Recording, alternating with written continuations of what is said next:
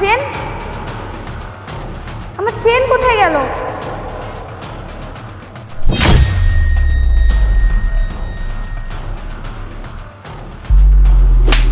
তুই নিছিস আমার চেন, দে আমার চেন ফেরত দে।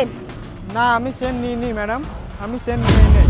সেদিন তোর সাথে খারাপ ব্যবহার করেছিলাম, এই কারণে তুই আজ আমার চেন চুরি করলি? না ম্যাডাম, আমি সত্যি বলছি আমি চেন নিই নাই। তুই আমার চেন দে, আজ তুই চেন না দিলে তোর কপালে কষ্ট আছে। এই কি হয়েছে এখানে, এত চেঁচামেচি কিসের? দেখুন না ভাই, এই ছেলে এর আগে আমার সাথে বাজে ব্যবহার করেছিল, এই কারণে একটু ওর উপর রাগ দেখিয়েছিলাম। আজ আমি ইন্টারভিউ দিতে এসেছি, এখানে ক্লান্ত হয়ে ঘুমিয়ে গিয়েছিলাম, আর ও সেই সুযোগে আমার চেন চুরি করে নিয়েছে।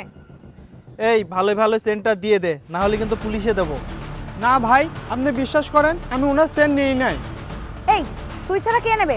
আশেপাশে তো আর কেউ ছিল না, তাই না? না জেনে শুনে আপনি ওনাকে দোষারোপ করতে পারেন না। আপনি তো ঘুমাচ্ছিলেন, আপনি দেখেনি, তাহলে তাকে বিনা কারণে কেন দোষারোপ করছেন? আপনার চেন ওখানে পড়ে আছে, দেখে আসুন।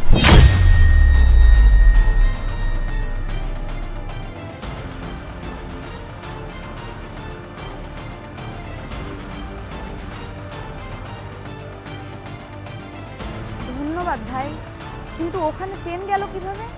বলছি, তার আগে বলুন তো আপনার হাতে এখন ময়লা লাগেনি তো?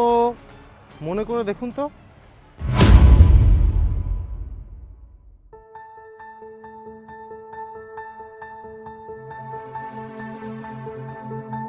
ম্যাডাম, এখানে ময়লা ফেলবেন না, পাশে ডাস্টবিন আছে, ওখানে ময়লা ফেলুন, ওটা তুলে নেবেন। কি?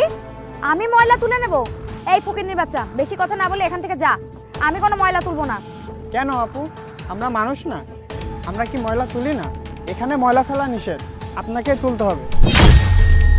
যত বড় মুখ নাই তত বড় কথা, যা এখান থেকে সর। তো মনে পড়লো, সেই ময়লাই তো এখন হাতে তুললেন।